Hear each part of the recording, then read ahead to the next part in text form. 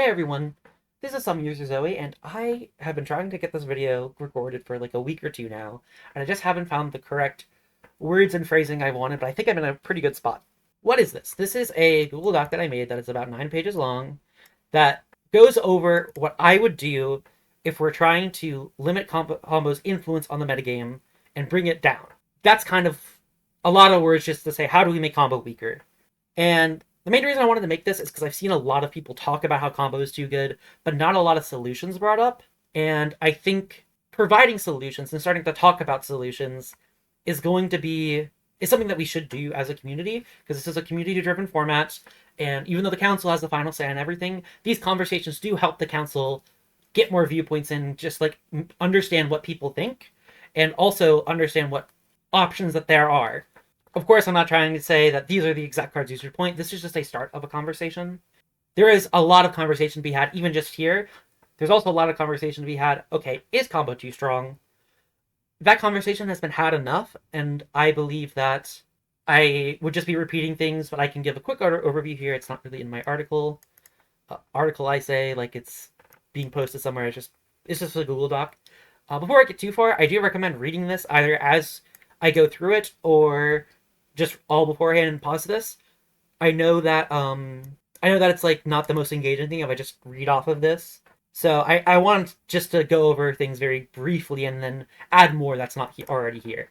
So anyways, just a quick overview of why people think in general combo is too strong. Basically, it comes down to the fact that teching against combo requires a lot of sacrifice because you often need very specific pieces that are not great in other matchups. However, combo doesn't have to make that sacrifice for those other decks. Like, the best example I can think of right now is, let's say you put a Collector Oof in your deck because you want to beat combo. Well, beating combo is a pretty generic statement, so it's like, of course it's going to be really good against like Paradox Academy, but even like Time Bolt can play through it. It's going to be great against Lotus Breach and potentially Citadel, but Citadel can play through it. And also, like, Flash Hulk does not care about it in the slightest.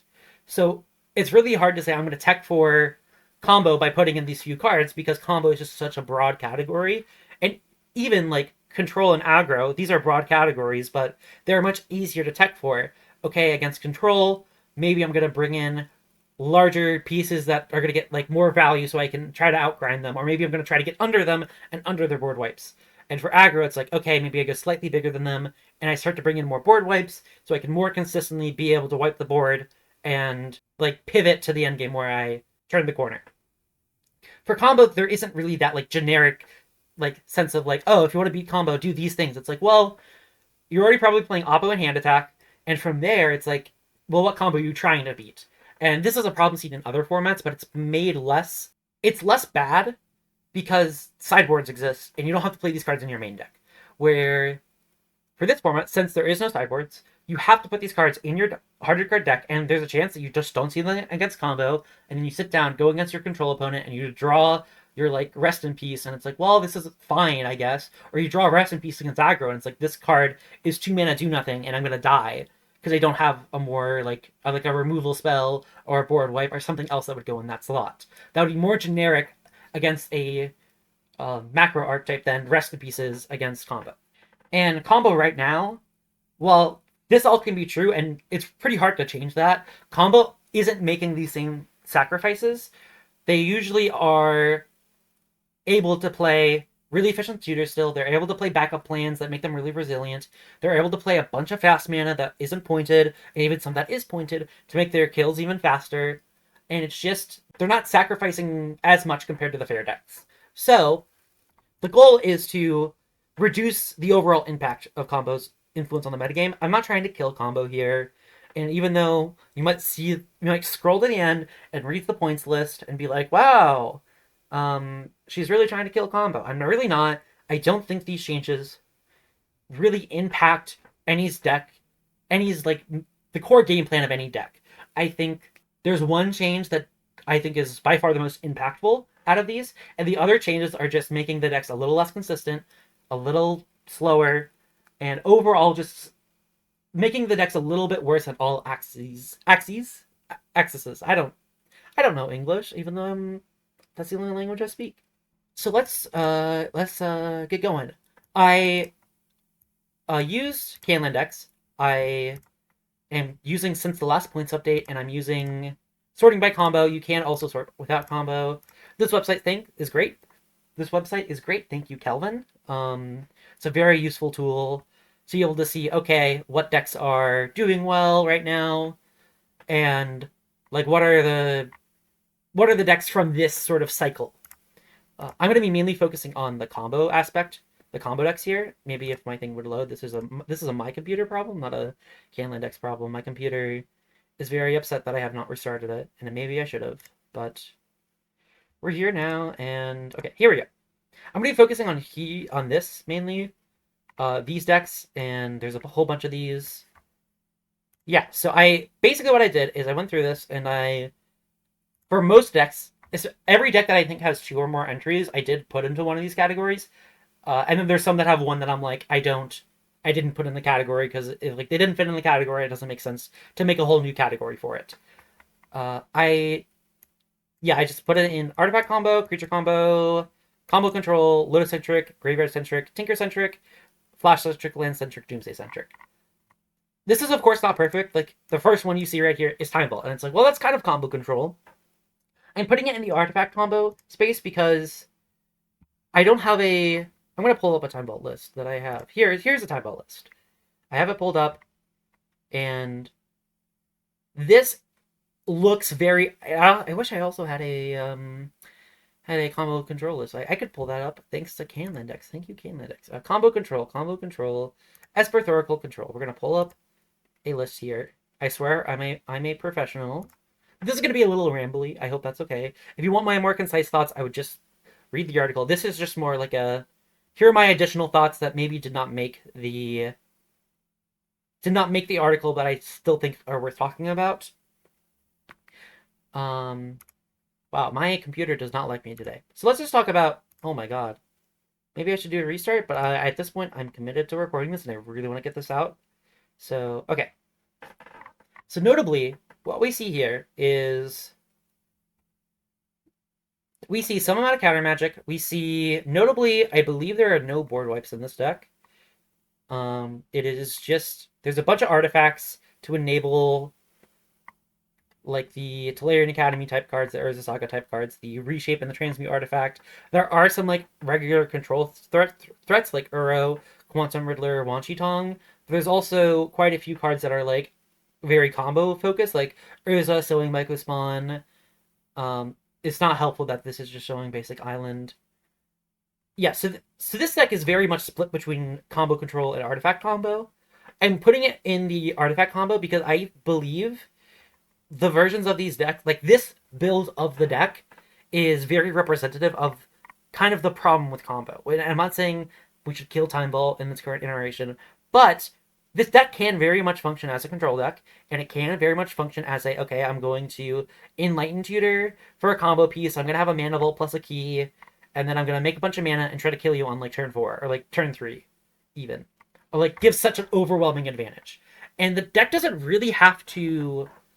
I really wish my card preview was working, but I guess it's not. That's going to be really fun to deal with. Anyways. Yeah, this deck is playing the best parts of a control deck and the best parts of the artifact, of not the artifact combo deck, but a artifact combo deck. Sure, it's going to have games where it's like it wants to try to be an artifact combo deck and it's going to draw the control cards, and that's not going to be great. But in general, I believe that this deck is kind of... It doesn't sacrifice enough to be like what it's... It doesn't sacrifice enough to try either be a control deck or be a artifact combo deck. And there are cards that are like, okay, well, like, how do we fix this? The control part's not the problem, it's the artifact combo part that's the problem. So how do we make the artifact combo part of the deck less explosive? Because that's the main thing about Time Vault, is that this deck is... When it's doing the combo control thing, it's like fine, but since it has the chance to be super explosive, it's like, well, do you try to respect that in mulliganing? Do you not try to respect that in mulliganing, and then it just completely... It completely steamrolls you because you weren't expecting to try to play on that axis.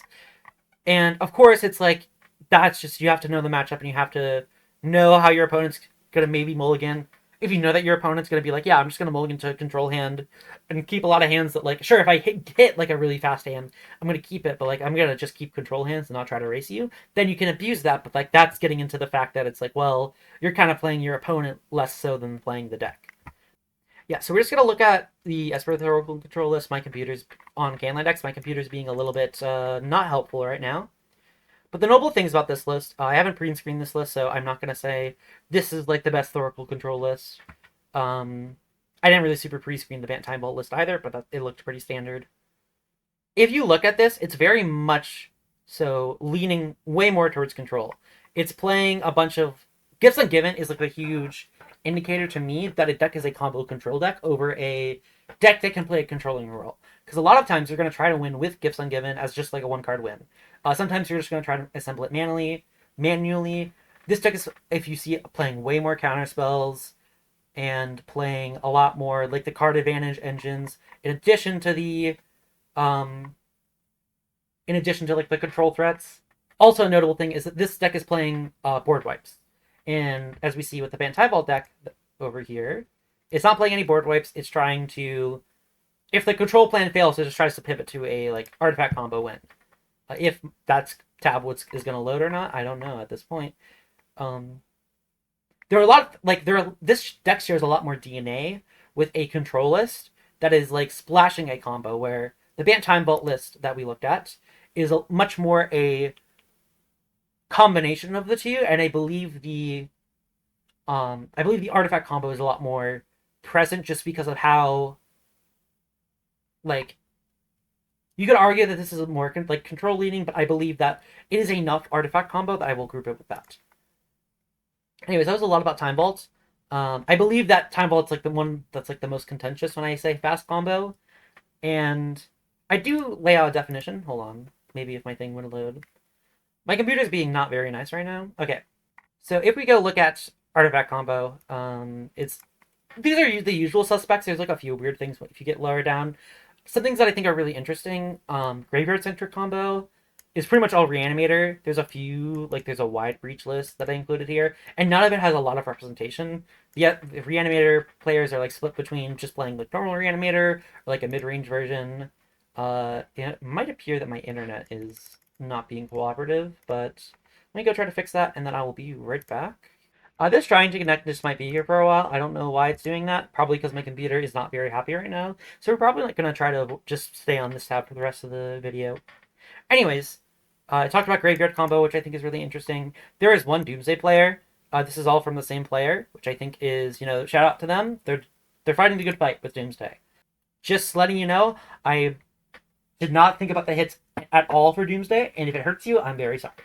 These decks, like I think the decks that are mainly like the most interesting in this combo discussion are, of course, the artifact combo decks. Wow, this is really lagging a lot, and I don't like it.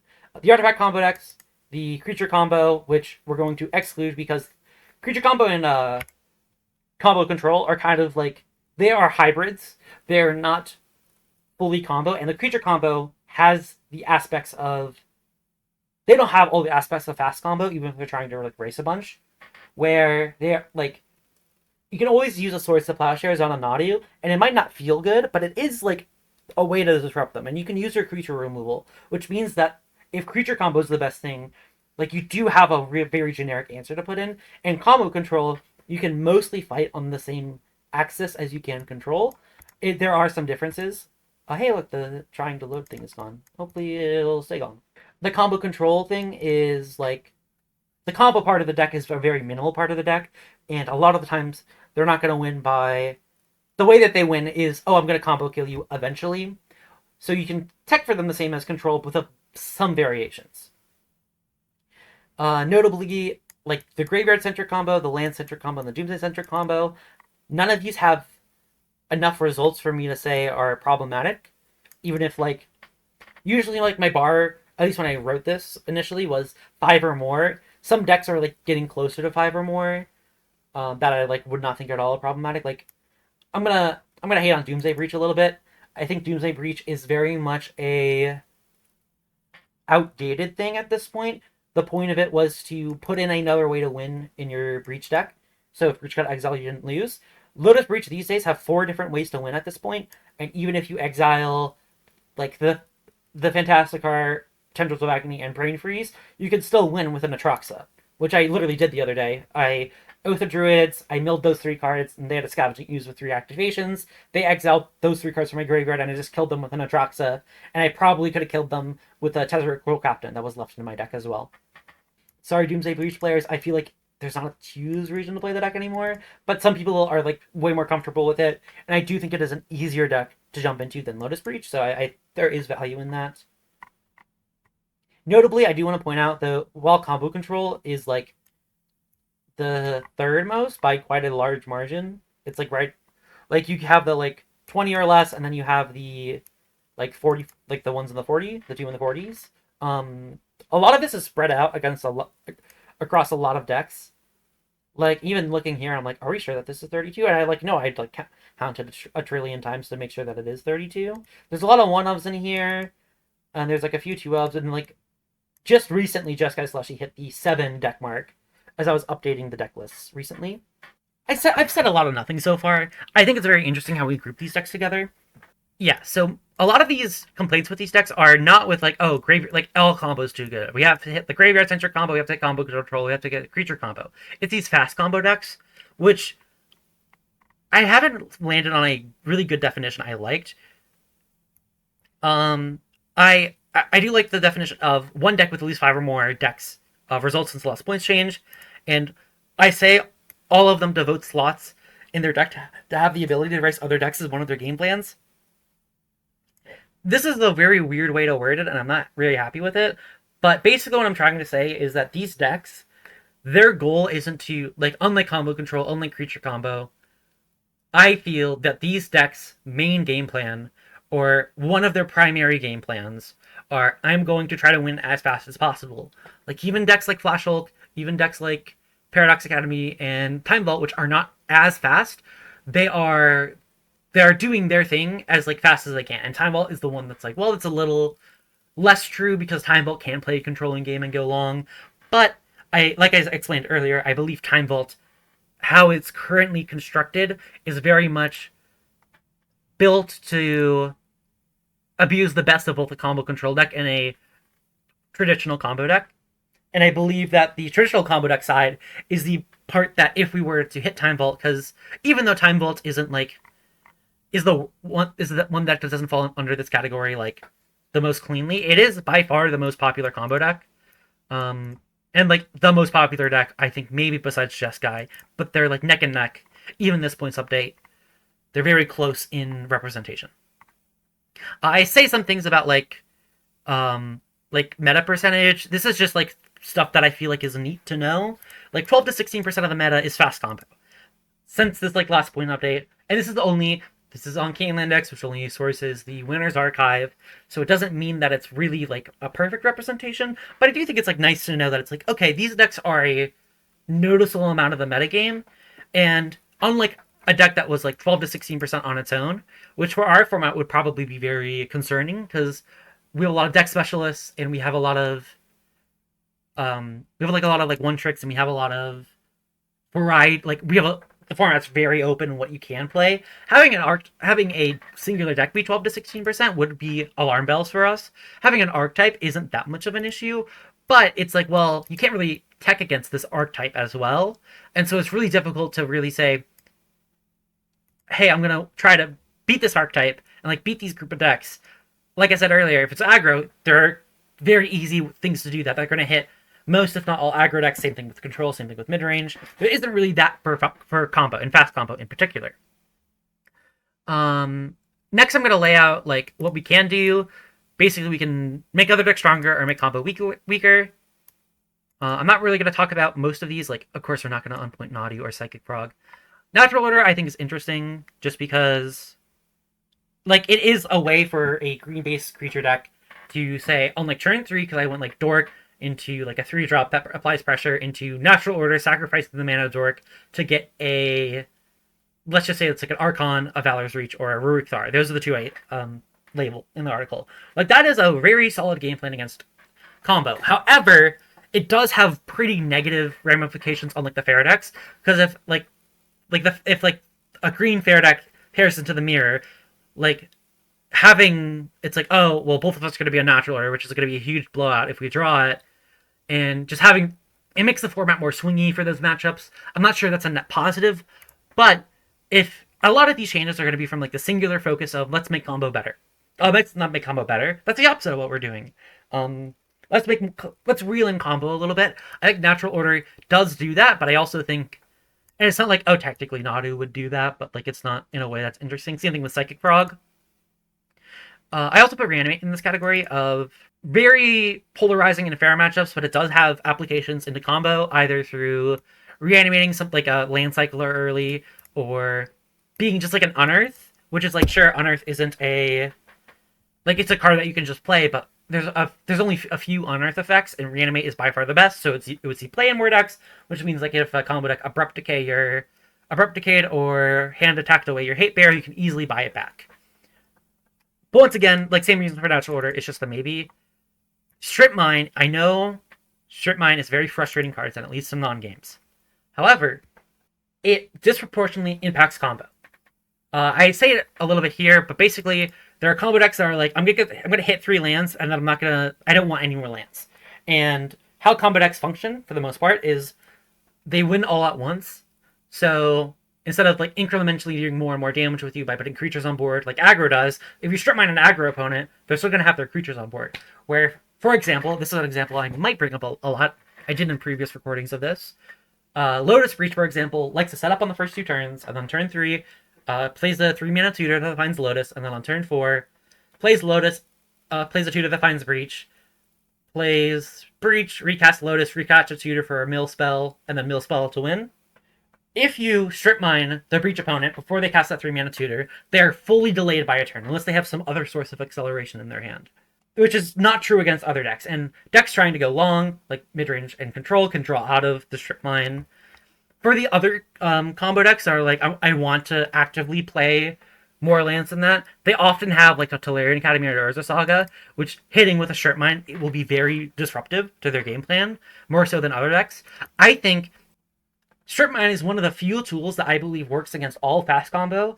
So I think if your main goal is to reduce combos influence on the metagame, I think putting Strip Mine to 0 is something that will do that. I think it's not the only thing we can do, but it is definitely one of the tools that we can do. Of course, there are ramifications for this. You're going to increase non-games. You're going to make it so decks are going to slot in like a mini lands package with Ice Till and just try to completely free roll, strip locking the opponent with an Ice Till Explorer.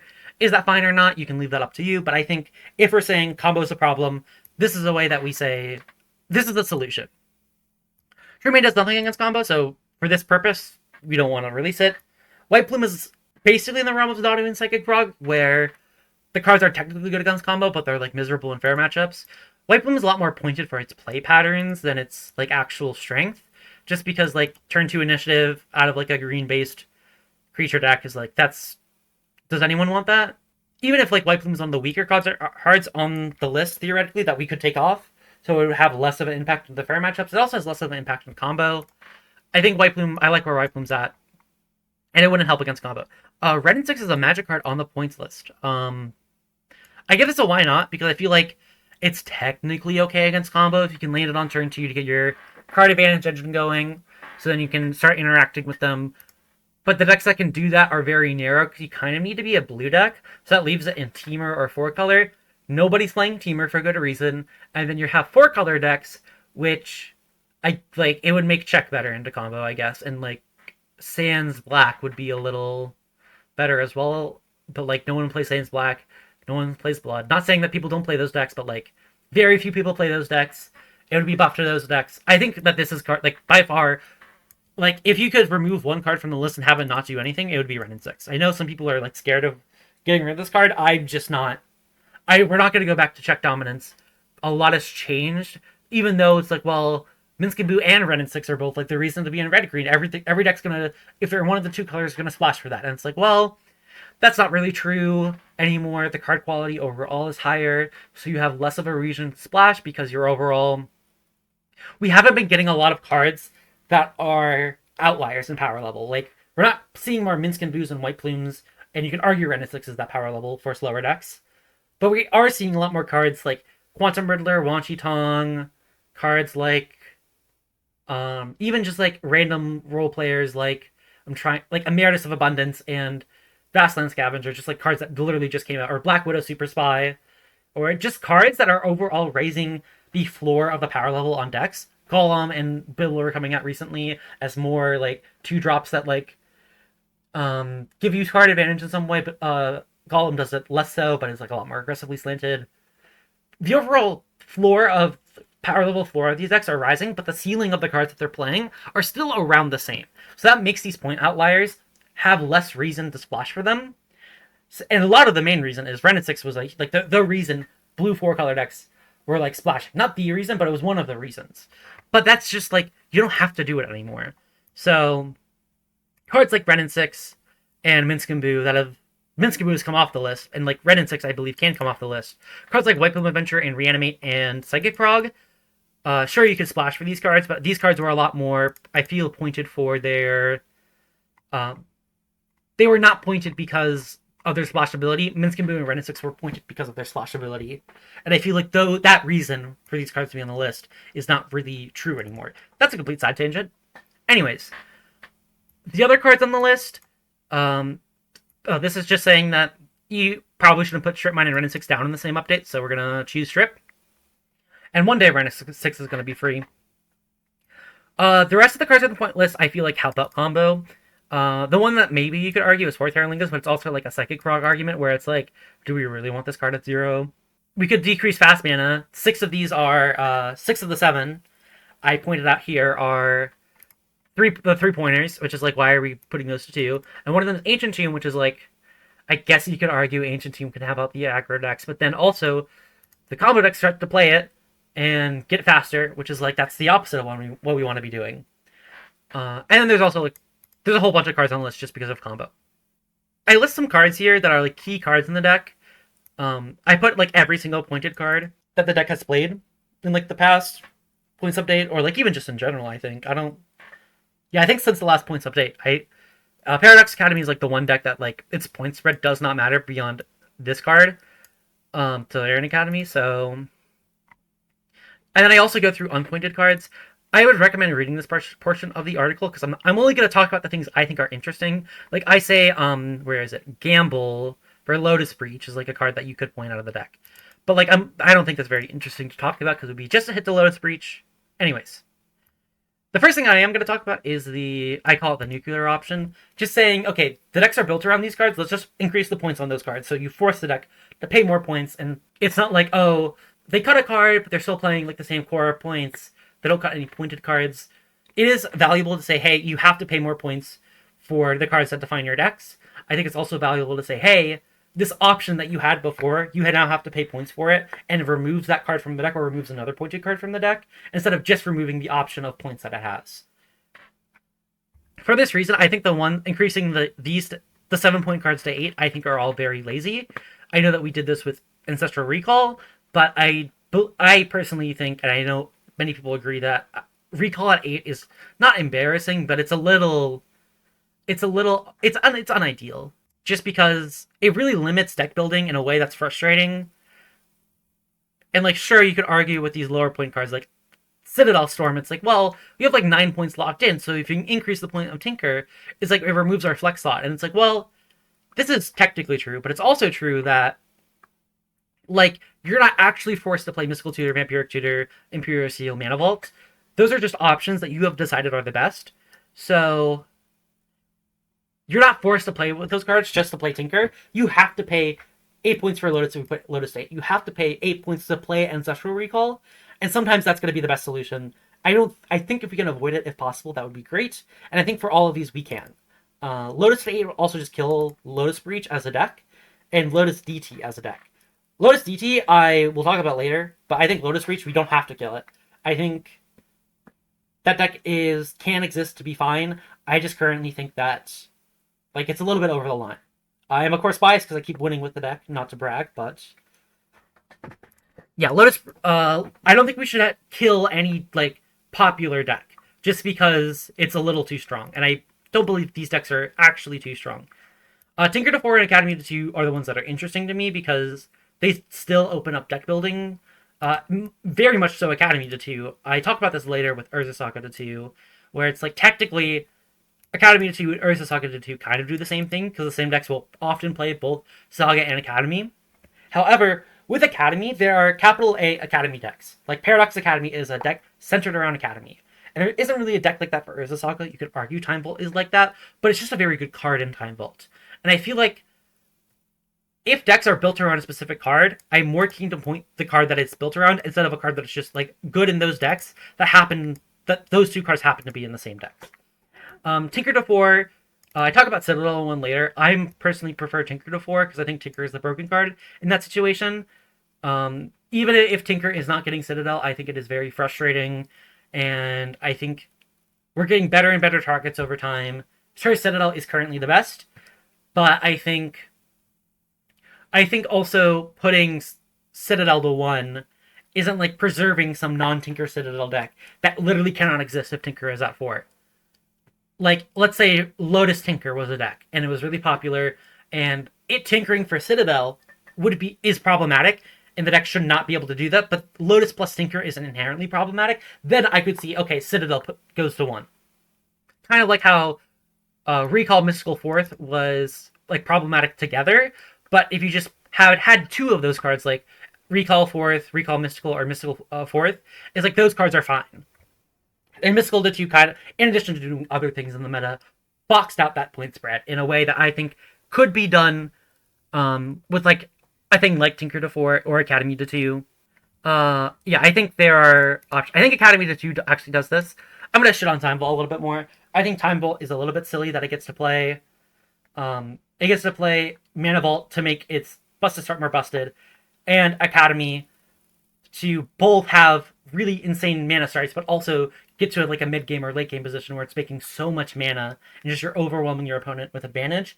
And it also gets to play Urza Saga, which is a super strong card in the deck because it functions as a tutor for a key, and it's also a game plan all in one card. And the deck wants to be playing land tutors anyway.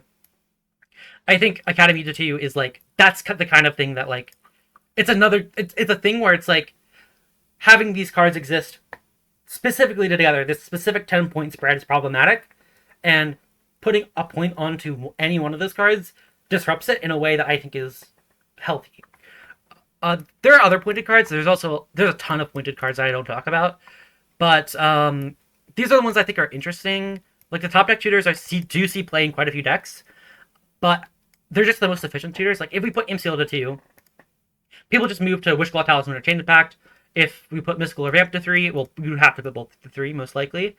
People just move to, like, Imperial Seal plus another tutor. It's like, pointing these cards, I think, is just not very effective because they're just kind of like, these cards could be any cards. They're not specifically problematic. They're just the most efficient in their current slots.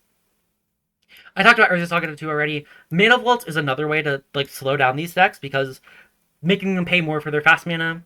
So I think it's an option that we have. I decide no because I think there are other ways we can point fast mana, and I think putting the unpointed fast mana is going to be more effective than putting Mana Vault to 2. There are a whole bunch of tutors here. I think a lot. I'm not going to go into depth for a lot of these. The main ones I want to talk about is crop rotation. I'm going to just go like one by one, and if it's interesting, I'll talk about it. Crop rotation, I think, is the same place as Urza Saga, where it's like we could point crop rotation, but we could also just. But crop rotation basically sees play in these problematic decks. It sees play in a decks that already play Saga and Academy, and I'm more willing to point Academy than crop rotation. Crop rotation has also other uses besides being played in Saga and Academy decks, like Lance decks, and I don't think we should try to be hitting those right now. So I would rather just point a different card. Enlightened Tutor is the card that I think if we're going to point a single card, we should point Enlightened Tutor. It sees play in every deck except for Flash Hulk. It doesn't always see play in Academy. And for these decks, they're all... It ranges from like just like a solid card that enables like pretty fast kills to... I mean, in Lotus Breach, this card's fucking insane. Pardon my French, but this card is like... It finds Breach, it finds Lotus, it does it for 1 mana. Sure, you go down on cards, but like it always finds those cards no matter what.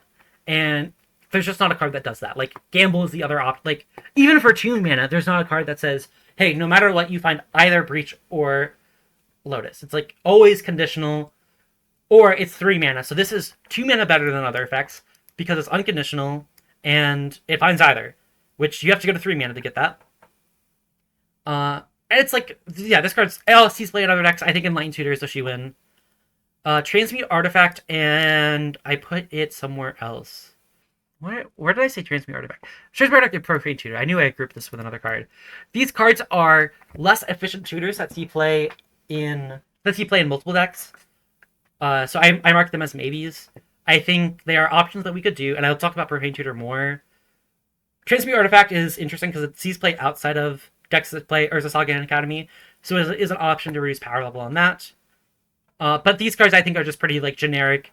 They're just like 2 mana tutors, which I think 2 mana tutors are fine, but I'd rather point like 1 mana tutors or like, I mean, we'll get to the 0 mana tutor in a second, but yeah, like 2 mana tutors I'm less keen on than pointing cheaper tutors, because like even though these tutors are like kind of not 2 mana, like Profane Tutor, while it is 2 mana, it's 0 mana on the combo turn, which is really important. Transmute Artifact, if you sack a 1-drop or more, you're getting a refund on your tutors. Yeah, so I think these cards they're maybes. Worldly Tutor. Oh, my battery is low. That's unfortunate. Hopefully I will finish this before my computer dies. Everything is just going great right now. Worldly Tutor and Personal Tutor are kind of limited to one deck, and I feel like I'd rather point other cards in those decks. Demonic Council and Infernal Tutor and Gamble, I think these are pretty much exactly Lotus Breach hits, and I feel like there are other ways to point Lotus Breach, and like Demonic Council does see play in other decks, like Citadel, but I swear Citadel players hate this card. They want to cut it every single time I like see them talk about it, but maybe I'm also making that up. Spellseeker and Summoner's Pact are also, I say Spellseeker's a no. It does do a little, we'll talk about Spellseeker later, and Summoner's Pact is a 0 mana tutor for Flash Hulk, which is like insane. It also lets your instant and sorcery tutors find a 0 mana way to find Hulk, which I think is like, I'm more keen on pointing the unique effects than the like, oh, this is just like Profane Tutor is like, it's 2 mana, find anything in 2 turns. It's like solid, but it's not super unique. Fast Mana I think is really interesting because I think Fast Mana does have to get pointed in this update. I think a lot of the problem with combo decks is when they start off on a Chrome Mox or Mox Diamond, and they're just a turn faster because of that. I put Grim Monolith here, but Grim Monolith's not going to 1. It's a lot would have to happen, I say, because Mana Vault would have to go to 2, because if you put Grim Monolith to 1 and Mana Vault's already at 1, then it's like, why would you ever play Grim Monolith over Mana Vault? It's like Mana Vault would have to go to 2, and a much more fast mana would have to be pointed, and then we would point Grim Monolith. This is like the one card that I'm like, I wrote this and I'm like, I wish I didn't include this, but also it would fuck up my formatting if I removed it from this article. So I'm not going to do that. Chrome Mox and Mox Diamond are really interesting. Chrome Mox sees play in all 5 of the decks I listed, and Mox Diamond sees play in only 4 of them. They basically always speed up a turn, but the thing is, these would be like easy points in my mind, except for the fact that Chrome Mox sees play in like mid-range and aggro decks, which Chrome Mox is like one of the best tools you can have against combo. So, I come to the conclusion that I think we should point Mox Diamond, because Mox Diamond is a card that is mainly abused by combo decks more than fair decks. And if we're trying to slow down combo decks while not hurting the fair decks, Mox Diamond would be the hit. Chrome Mox is the better card, so I could see hitting Chrome Mox. And there is the argument that, well, combo's not really going to be able to play Mox Diamond in their spread. Or Chrome Mox. But fair decks will have the room to at least consider Chrome Mox. Probably not Mox Diamond. People are like super mid on that card. I really like Mox Diamond, but I know I'm in the minority there. Mox Diamond being pointed does kind of soft ban it, but I also think I didn't really super consider soft bans because I have been wrong in soft bans. I was part of the group that I'm like, Tameo's never going to see play at 1 point, and then Tameo's like the most played 1-pointer. It's not the most played 1-pointer, but it sees so much play, and I'm like, well, I got that wrong. So I feel like I'd rather have these cards. I don't want to fear pointing these cards because they won't see any play and have a negative effect on the metagame. I think if you're worried about something being soft banned, I think you can hit Chrome instead of Diamond. Chrome is the better card, of course. If you're less worried about like aggro decks and mid-range decks not having access to Chrome Mox, you can point Chrome Mox instead of Mox Diamond. I just think Mox Diamond is the one where it's like, this one does about the same to combo decks, except for Flash Hulk, but we're talking about Flash Hulk later, and it doesn't hurt fair decks as much. Then here's like the other category I have. Citadel and Hulk. You could put these cards to one. I would rather just point the cards that are the problem. Like Protein Hulk is fine, um, except when it's paired with Flash. So why don't we pair Flash? Ballista Citadel is fine unless it's paired with Tinker. So let's point Tinker. I think Citadel is a little bit more interesting of a conversation because Citadel sees a lot less. Like Citadel is kind of like broken no matter what. Like there are pattern vector decks that use Hulk, and they're definitely not a problem. And like Storm decks just ramping to Citadel and trying to win with Citadel is like, well, that's a little bit problematic still. But so I could see it being like if you wanted to put Tinker to 4, you say let's do Citadel to 1 instead. I don't actually put Tinker to 4 or Citadel to 1. I talk about Other Druids here. This is mainly for I have a Gruul Monsters player as a friend, and they really do not like this card. And I think it is one of the more it represents a frustrating aspect of combo right now. Is that you can try to tech for, let's say you tech for like Underworld Breach, and it's like cool. I'm gonna say like Archon of Mirror. You can only play. I have an update available. That's really thank you. Everything's going wrong with this recording. Anyways, they play like an Archon of a Mirror. Well, Gruul Monsters wouldn't play this. But like, let's say they play like a Maddening Hex, and you go, cool. I'm gonna cast Oath of Druids. You have taken your time off to deal me some damage and have a permanent play that, admittedly, I do have to remove at some point. But I'm going to get an Oath trigger. I'm going to put an Untroxa into play. I'm going to draw a lot of cards. I'm probably going to find an answer. And then I'll remove the Maddening Hex, and then I'll just kill you regularly. That's pretty frustrating, because like your tech cards aren't actually doing the job. And that's kind of frustrating when... And especially against like aggro decks, like if you board with them and they still win, it's like, well, I did have my tech card, but they were able to play through it. And it feels less... To me, it feels a lot less frustrating, because your tech card did do something. Where in these situations where against combo, oftentimes you're just not going to do anything. Like, going back to the Collector Youth against Flash Hulk. It's a 2-mana 2-2. That's not going to do anything against Flash Hulk. It's be a 2-mana 2-2, but like, we're not playing Grizzly Bears these days. We're playing, like, ideally our 2-mana creature has 3 power. Or it can grow to have 3 or more power. I think the one that's actually interesting is Yawgmoth's Will. I think, more so than Oath of Druids, this is... A lot of times, when you're against Breach, they're going to try to find, like, a Canker Bloom. Or they're going to find some, like, a Besage You. And then you pivot to a Yawgmoth to play around it, and you just kill them through that. And that is, while also frustrating, I think is also a little bit too powerful for the easiest way to tech against Breach and Citadel, which is also, this card's also played in Citadel. The easiest way to tech against those decks are saying, I'm going to put this Canker Bloom into play, so when you Tinker, I can blow up your Citadel, or when you Underworld Breach, I'm going to hit your... I'm going to blow up your Underworld Breach. And sure, they can play around it. But that doesn't mean that that's particularly interesting to me. I think Yawgmoth 1 is the best way, if we're trying to reduce the game plans of combo, I think Yawgmoth 1 does the most for that. I'm biased from a Lotus Breach perspective, because that's the combo deck I play. So I'm going to be a little bit more harsh on it, because I know the best ways to point it. One thing that this does do is it kills Lotus DT as a point spread, because you can't play Yawgmoth in that spread. I think that's fine. That deck wasn't legal for a while. It was only legal starting in like 2 years ago in 2024. And that deck has done basically nothing. And importantly, it's a Will Storm deck. It's a Yawgmoth's Will Storm deck. It's not a DT deck. It's a Yawgmoth's Will Lotus Storm deck. And that can still be preserved by playing Lotus and Yawgmoth and then 2 other points, whether it be like an Imperial Seal, a Mana Vault, a One Ring, a Wish Claw, you name it, they could play it.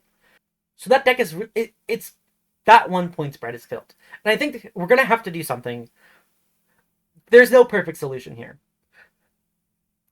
So far, I have these 4 as, like, I really like these. And I have these as maybes. I talk a little bit about how I come to this conclusion. We're going to talk about Spellseeker a little bit. I made a little bit of a goof and a gaff when I originally wrote this, but I think it's funny enough to leave in. So I decide that we should probably cut Academy to 2, because I think the Artifact combo decks do kind of need to be broken up a little bit. Especially that Time Vault point spread. And I think just having more investment into being an Academy deck is a good thing. I then realized that, oh shit, I have 0 Flash Hulk hits after this. So I put Summoner's Pact to 1, because it's a 0 mana tutor, that shit's broken. And then I put Spellseeker to 1, because I think that's the most, like, generic card. Yeah, let's talk about this. When I was first going over, like, the cards that they play, I noted that Spellseeker was a way that they could find Flash off a creature tutor. I'm a little bit stupid. I literally, when I was recording an earlier version of this, I was looking at the Flash Hulk list. Maybe I'll edit it in. Maybe if I feel like I want to. I was literally looking at the Flash Hulk list. I was like going over. It's like, yeah, in Spellseeker, that's the one way your creature tutor can find Flash. And I literally, my eyes go up from Spellseeker up to Demure Infiltrator, and see that it's like, wait, they can just find Demure Infiltrator and find Flash uncounterably. So you can clown on me. That's totally fine. We all make mistakes. And this is kind of where I'm saying it's like, well, I'm not going to know the best about these decks. I'm only really going to be an expert on Lotus Breach because I played that deck enough. So, like, no, it's like, okay, here's how the deck functions. And if you're trying to hurt this deck, here's the best way to hurt it. And if you see, I have 3 hits to it, and literally all of the hits I had before that were, like, maybes, like, I wasn't as sure on, they're all, it's Strip Mine, and then the rest of these are direct hits to Lotus Breach. That's it's probably a coincidence, but it is like showing off my bias. Yeah, I think that hitting Flash Hulk I think is a little bit awkward because Flash Hulk is the deck that is going to be the easiest to race because it sacrifices speed compared to these other like all-in combo decks to be really hard to interact with, and I think it's okay if this is the one deck where it's like you can realistically race it enough of the time that you don't have to put tech cards in. If you're just going to be like, my plan against it is I'm going to race it. Maybe I'm not even favored, but I can know that it's like, okay, my Gruul Monsters deck, I'm just going to mulligan to a really fast hand, and I'm going to just try to race them. And I think that's a fine option against Flash Hulk. At least the Gruul Monsters player I talked to kind of agrees that you can race Flash Hulk good enough that, unlike other decks where if you just let Lotus Breach do its thing, it's just going to kill you faster like 80% of the time. So if you want to try to tech for that matchup, you do have to sacrifice speed for hate. But notably, if other combo decks are slower, if less people play them, if they're less consistent and resilient, your hate is more effective. So you have to play less hate to get a similar result, which means you can go faster. If you're like an aggro deck, you can go faster, and then that makes your Flash Hulk matchup better. So I think it's really weird because Flash Hulk is so hard to point.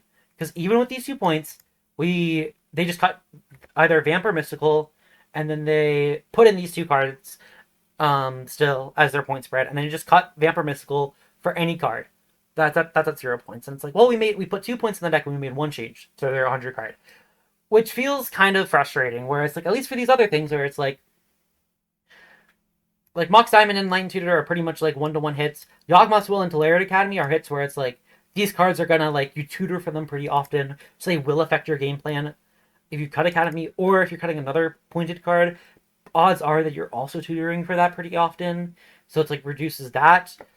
Like Strip Mine is like, well, your deck doesn't get worse, but their opponent's decks are gonna have Strip Mine way more often. Or like Strip Mine or Wasteland way more often, so you have to like respect that in deck building or accept the fact that you're just gonna lose the game to this card more often, which makes the decks like less. It slows the decks down and makes them like they lose more often when the other decks get better. That's a crazy thought. Like I said, this is all just an idea. This was kind of a little bit rambly. Um, there are cards I probably could have talked about that I didn't.